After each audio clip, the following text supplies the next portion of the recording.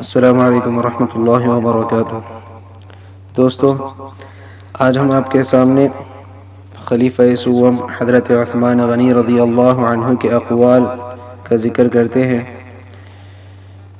تو دوستو، سب سے پہلے آپ ہمارے اس چینل کو سبسکرائب کریں تاکہ ہمارے اس چینل کے ذریعے سے حضرات انبیاء اکرام علیہ الصلوۃ والسلام کی اور صحابہ اکرام رضوان اللہ تعالی علیہم اجمعین، اولیاء اکرام اور بزرگان دین کی باتیں آپ تک پہنچتی رہے، اور اس کے ساتھ ساتھ آپ ہمارے اس چینل کو شیئر کریں تاکہ دوسرے لوگ بھی ان باتوں کو سن سکیں۔ حضرت عثمان رضی اللہ عنہ فرماتے ہیں کہ اے انسان، اللہ رب العزت نے تجھے اپنے لیے پیدا کیا اور تو دوسروں کا ہونا چاہتا ہے۔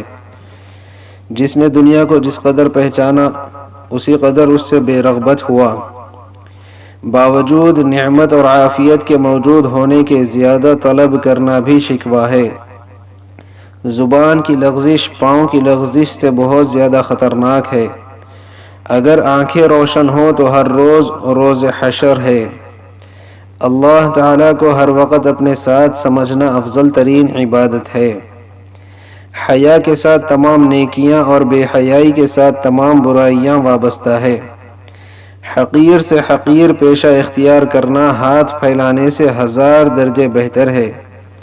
سخاوت پھل ہے مال کا، اعمال پھل ہے علم کا، خوشنودی خدا پھل ہے اخلاص کا۔ اللہ تعالی ہم سب کو عمل کی توفیق عطا فرمائے، آمین۔ السلام علیکم ورحمۃ اللہ وبرکاتہ۔